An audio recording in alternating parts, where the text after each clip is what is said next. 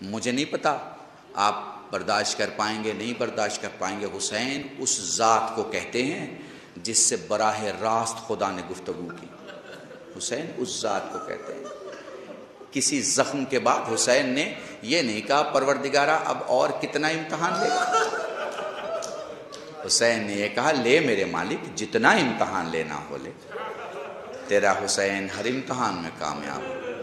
آپ کو پتہ ہے آپ ایسے سن لیتے ہیں علماء سے کہ حسین نے ایک بڑا خطبہ دیا. آپ کو پتہ ہے کربلا میں بولنا کتنا سخت تھا. مجھے 1-1.25 گھنٹے 1.5 گھنٹے کے مجلس میں زبان سوکھ جائے حلق سوکھ جائے تو میں بول نہیں پاؤں گا. 3 دن کی بھوک و پیاس. سب سے زیادہ پیاس کربلا میں حسین کو لگتی تھی. کسی سے نہیں کہا مجھے پیاس لگی ہے. سب نے حسین سے کہا ہے مجھے پیاس لگی. حسین نے کسی سے نہیں کہا مجھے پیاس لگی. ٹھیک ہے. آپ کو پتہ ہے روز عاشور اصحاب حسین اشاروں میں بات کرتے تھے. کربلا میں اتنی گرمی تھی اور اتنی پیاس کی شدت تھی جسم کا پانی اتنا سوکھ چکا تھا کہ جب جب ان کے ہونٹ کھلتے ان کے رخساروں سے خون نکلتے. اب کیسے میں سمجھاؤں آپ. ان چیزوں کے لیے آپ کو سمجھنا پڑے گا. بڑے آرام سے آپ قول پڑھ لیتے ہیں مولا کا سلام میرے اس جد پہ جس کے داہنے کی پسلیاں بائیں طرف چلی. آپ نے غور کیا کبھی اس پہ. یہ نہیں کہا کہ آگے کی پسلیاں پیچھے چلی گئی. یہ نہیں کہا داہنے کی پسلیاں بائیں. اس کا مطلب کچھ سمجھ میں آتا ہے آپ. اگر یہ مطلب ہی سوچ لیں تو آپ کو مصائب کی ضرورت نہیں پڑے گی. صرف زیارت کا ایک جملہ اگر آپ غور کر لیں آپ کو مصائب کی ضرورت نہیں پڑے گی. سوچیے. میں روایت سناتا ہوں آپ کو ایک تاکہ آپ سمجھ لیں. سید سجاد کہتے ہیں اپنی پھوپھی سے پھوپھی اماں اپنے آپ کو سنبھال سارا قافلہ دیکھنا ہے پھوپھی. فرماتی ہیں سجاد میں کیا کروں کہ جب میں سوئی ہوتی اور سورج کی کرنیں مجھ پہ پڑتی تو میرا بھائی اپنی ابا کو لے کے کھڑا ہو جاتا. میں دیکھ رہی ہوں میرا حسین خون میں ڈوبا ہے اور زینب کے پاس چادر بھی نہیں ہے. جزاکم اللہ. خدا تمہیں کوئی غم نہ دے سوائے غم سید الشہداء کے. اپنے بھائی کے لاشے پر کھڑے ہو کے فرماتی بھیا اگر تو چاہے میں آسمان سے تیرے لیے کفن منگوا دوں. لاش مطہر سے آواز آئی نہیں بہن سر پہ امامہ تھا ظالموں نے لوٹ لیا. جسم پہ لباس تھا ظالموں نے لوٹ لیا. ہاتھوں میں انگلیوں میں انگوٹھی تھی انگلی کاٹ لی گئی. اماں کا گلو بند گلے میں بندھا تھا گردن کاٹ لی گئی. اگر کفن آ بھی گیا تو یہ سارے لوٹ لیں گے. نہیں بہن اب جملہ میں نے پڑھ دیا آپ نے سن لیا مگر آپ نے غور نہیں کیا.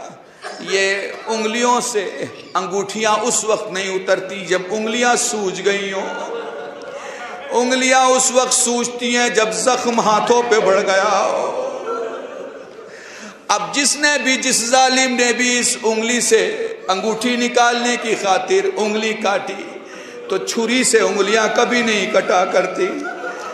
مصائب سنا مت کرو مصائب سمجھا کرو مصائب محسوس کیا کرو. گھروں تک روتے ہوئے جاؤ گے. ظالم نے پتھر اور چھری کا استعمال کیا تاکہ حسین کی انگلی کاٹی جائے. بس غور کر لیا کرو تمہارا گریہ بند نہیں ہوگا کیونکہ تمہارے پاس جو سچی طاقت ہے گریے کی طاقت ہے. جب بھی رویا کرو شرما کے مت رویا کرو. جب بھی رویا کرو بآواز بلند رویا کرو. اس لیے کہ نبی کی بیٹی کہیں سن رہی ہے علی کی بیٹی کہیں کھڑی ہے حسین کی 4 سال کی بیٹی اپنی دادی کے ساتھ کہیں کھڑی ہے. جزاکم اللہ جزاکم اللہ. خدا تمہیں کوئی غم نہ دے سوائے غم سید الشہداء کے. 2 روایت مصائب کی سن لو اور مجلس تمام ہے کہ مرد مومن کی مجلس ہے. وہ لو حسین خیمے میں آئے. وہ لو حسین نے سب کو سلام کیا. وہ لو حسین میدان میں آ گئے. چاروں طرف سے تیر و تبر کی بارش ہوئی. میرا مظلوم امام گھوڑے سے زمین پہ آیا، میں نے مقاتل میں پڑھا 82 بار حسین نے اٹھنے کی کوشش کی، مگر جب حسین سے اٹھا نہیں گیا، حسین نے اپنی کونیوں کی طاقت سے اپنی گردن اونچی کی، زمین کربلا کو اٹھتا ہوا دیکھا، سوال کیا زمین کربلا تو کیوں بلند ہو رہی ہے؟ زمین جواب دیتی ہے مولا زینب پکار رہی ہے۔ علامہ حافظ کفایت حسین مرحوم یہ جملہ پڑھا کرتے تھے کہ زمین کربلا پہ جب زینب کو حسین دکھائی نہیں دیے، تلے زینبیہ پر جا کر کھڑی ہوئی کہتی ہے آسمان مجھے میرا حسین دکھائی نہیں دیتا، اے ذوالجناح مجھے میرا حسین دکھائی نہیں دیتا، اے زمین کربلا مجھے میرا حسین دکھائی نہیں دیتا۔ زمین بلند ہونے لگی، امام فرماتے واپس پلٹ، میری زینب میرے زخموں کو نہیں دیکھ سکتی۔ جزاکم اللہ، جزاکم اللہ، جزاکم اللہ۔ بولو ذوالجناح طواف کرتا کرتا اپنے مولا سے کہہ رہا ہے مولا بس ایک کام کر، خود کو میری پیٹھ پہ ڈال دے۔